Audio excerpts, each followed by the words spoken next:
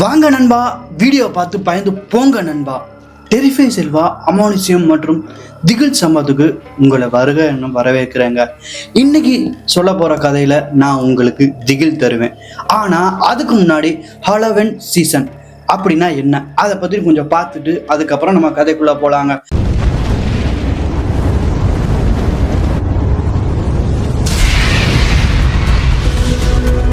Halloween season என்பது பண்டைய காலத்துல கொண்டாடப்படுகின்ற ஒரு ஸ்பூக்கி சீசன் ஆகுங்க. அதாவது பயமுறுத்தக்கூடிய ஒரு சீசனுங்க. இது அக்டோபர் 30 கொண்டாடப்படுகிறீங்க. மக்கள் இனிப்புகள் வழங்கியும் புத்தாடைகள் கொடுத்தும் கொண்டாடுறாங்க. இது இப்பவும் அசான் பக்கத்துல இருக்கக்கூடிய பூட்டான்ல கொண்டாடுறாங்க. இது ஒரு மதர் சார்பற்ற ஒரு பண்டிகை மாதிரி நினைச்சு கொண்டாடிருக்காங்க. இப்ப நம்ம கதைக்குள்ள போலாம். பூட்டான் எல்லைக்கு அருகில் இருக்கக்கூடிய அசாம்ல ஒரு அடர்ந்த ஒரு காடு இருக்குங்க. அந்த காட்டு வழியா ஒரு நெடுஞ்சாலை இருக்குங்க. இரண்டு பக்கங்களும் மரங்களால சூழப்பட்ட அந்த காடுங்க. பகல் நேரத்துல அந்த இடத்துல அப்படி இருக்காது. ஆனா இரவு செல்லதாங்க அந்த இடத்தோட முழு சக்தியுமே மாறும்.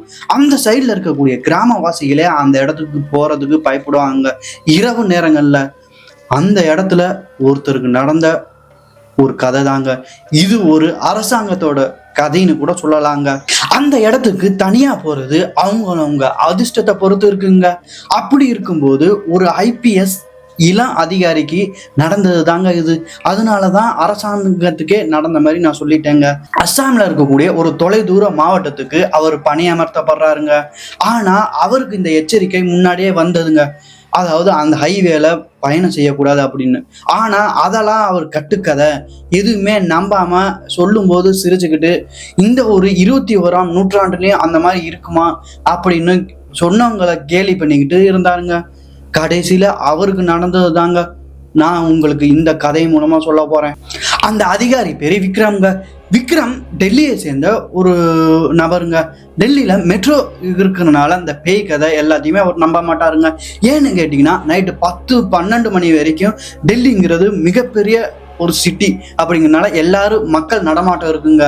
அந்த இடத்துல வளர்ந்த இவர் கிராமத்து சைட்லயோ இல்லை மலை சைட்லயோ நடக்கக்கூடிய அமானுஷ்யம் அதை பத்திலாம் அவருக்கு தெரிஞ்சிருக்க வாய்ப்பு இல்லைங்க.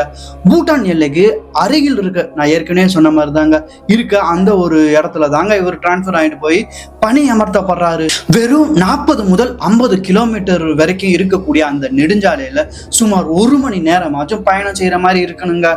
ஆனா நைட் நேரத்துல அந்த இடத்துல அடர்ந்த காடு, மரம் எல்லாமே இருக்கிறதுனால நடுவுல இதுவும் இருந்துச்சுங்க. அது என்னங்கிறது உங்களுக்கு போக போக புரியுங்க. அந்த இடத்துல மொபைல் நெட்வொர்க் கிடைக்கிறது ரொம்ப கஷ்டமாவே இருந்துச்சுங்க. விக்ரம் அவரோட பணியை தொடங்கினாருங்க. ஃபைல்ஸ் பார்க்கறதும், மிஸ்ஸிங் கேஸை அட்டன் பண்ணுறதும், சில பெந்தபஸ்து காரணமாக அங்கேயும் இங்கேயும் போயிட்டு வர்றதும் அப்படின்னு சில வேலைகளை பார்த்துட்டு இருந்தாருங்க. போலீஸாரை பொறுத்த வரைக்கும் 8 மணி நேரம் தான் வேலை செய்யணுங்கிறது இருக்காதுங்க. தேவைப்பட்டால் 10 மணி நேரமாகவும் இல்லை 12 மணி நேரமாகவும் வேலை செய்கிற மாதிரி இருக்குங்க. அதுதாங்க போலீஸாரோட நிலைமை. நம்மளும் ரெஸ்பெக்ட் அவங்களுக்கு கொடுக்கணுங்க. அப்படி இருக்கும்போது ஒரு நாள் பந்தோபஸ்து பணியை முடிச்சுட்டு வர்றதுக்கே 8லேருந்து 10 மணி நேரம் ஆயிடுச்சுங்க சுமார். அந்த ஹைவேல தான் அவர் பயணம் செஞ்சாகணும். அவருடைய வண்டி அரசாங்க வண்டி. டிரைவரும் அவர்கிட்ட எடுத்து உரைச்சாருங்க, ஐயா இந்த வழியில நீங்க நைட்டு போறது கொஞ்சம் ஆபத்தானது, அதனால இங்கேயே தங்கி இருந்துட்டு பகல்ல போய்க்காங்க அப்படின்னு. ஆனா தவிர்க்க முடியாத சில வீட்டில் இருக்கக்கூடிய வேலைகள் காரணமாக அவர் அந்த வழியில பயணம் செய்யற மாதிரி வந்துச்சுங்க. டிரைவர் அவர்கிட்ட சொன்னாரு, ஐயா பைக்ல போக வேணாம், கார்லயாச்சும் போங்க அப்படின்னு. ஆனா அதை கேட்காம, அரசாங்க வண்டியை நான் என்னோட சொந்த விஷயத்துக்கு எடுத்துட்டு போக விரும்பல, நான் என்னோட பைக்லேயே போய்க்கிறேன்னு சொல்லிட்டு தட்டி கழிச்சுட்டு போயிட்டாருங்க. ஆனா அவரோட டிரைவர் ராஜு மனசு கேட்காம உடனே வண்டியை நிறுத்திட்டு, சார் நீங்க போற வழியில ஏதாச்சும் பார்த்தீங்கன்னா, அதாவது ஸ்ட்ரேஞ்சான ஏதாச்சும் இதை பார்த்தீங்கன்னா வண்டியை நிறுத்தாதீங்க, நீங்க பாட்டுக்கு அடிச்சு தூக்கிட்டு போயிருங்க அப்படின்னு சொல்லி ஒரு சஜஷன் சொல்றாருங்க. இவரும் சிரிச்சுக்கிட்டே, அதெல்லாம் விடுராஜு நான் பார்த்துக்கிறேன் அப்படின்னு சொல்லிட்டு வண்டியை ஸ்டார்ட் பண்ணிட்டு ஆக்சிலேட்டரை முறுக்கிக்கிட்டு கிளம்பிட்டு போறாருங்க. ராஜு விக்ரம் சார்ட்ட சொன்னது என்னன்னா, அந்த ஹைவேல போகும்போது ஒரு மோகினி பிசாசு பலியை காட்டி குறுக்கிறதாகவும், அதை சில பேரை மயக்கி ஏதாச்சும் பண்ணி அதாவது கொன்னதாகவும் கிராமத்து வாசிகள் நிறைய பேர் பேசியிருக்காங்க, இவரும் நிறைய பேரை பார்த்துருக்காரு அப்படின்னு சொல்றாருங்க. இதை எதுவுமே கேட்காம தான் விக்ரம் சிரிச்சுக்கிட்டே போயிட்டு அந்த வழியில ஒரு 10ல இருந்து ஏறத்தாழ 15 கிலோமீட்டர் வரைக்கும் போயிட்டு இருக்காருங்க. அந்த இருட்டுல அவரோட ஹெட்லைட் வெளிச்சமும் அது மட்டும்தாங்க அவருக்கு துணையா இருக்கு. 10-15 கிலோமீட்டர் நான் சொன்ன மாதிரி அவருக்கு எந்த வித எதுவுமே வரலங்க. அப்படியே இருந்து போயிட்டு இருக்கும் போது தாங்க திடீர்னு ஒரு உருவம் கையை காட்டி நிறுத்துறதாவும் இவர் பாக்குறாருங்க. சுமார் 200 மீட்டருக்கு முன்னாடி. யாரடா இது, இந்த இடத்துல ஒரு பொண்ணு தனியா இருக்கிறதுக்கு வாய்ப்பே இல்லையே அப்படின்னு சொல்லிட்டு மனசுக்குள்ள இது பண்ணிட்டு அவரும் போயிட்டே இருக்காருங்க. அந்த இடத்துல பார்க்கும்போது அந்த பெண் மறைஞ்சு போயிடுறாங்க. விக்ரம் அதை பத்தியே நினைச்சிட்டு வந்தனால இது மனப்பிரமையா இருக்கலாம் அப்படின்னு நினைச்சிட்டு மறுபடியும் வண்டியை எடுத்துட்டு போயிட்டே இருக்கிறாருங்க. அப்படி போயிட்டே இருக்கும்போது லெஃப்ட் சைட்ல ஒரு 200 மீட்டரை தாண்டி அதே பொண்ணு ஒரு வெள்ளை கலர் சேலையை கட்டிட்டு நிக்குதுங்க.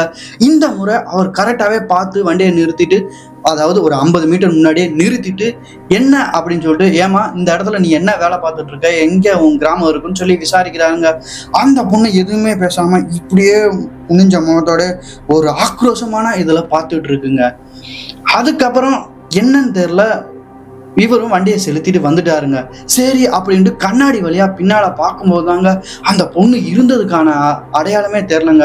அவரும் சுத்தி முத்தி பார்த்துட்டு வண்டியை நிறுத்தி சுத்தி முத்தி பார்த்துட்டு, இன்னும் இப்பதானே பேசணும், அதுக்குள்ள எங்க போயிருச்சு அப்படின்னு சொல்லி அவரும் இது பண்ண ஆரம்பிச்சிட்டாருங்க. ராஜு சொன்னது அவருக்கு சிங்கா இருக்கு.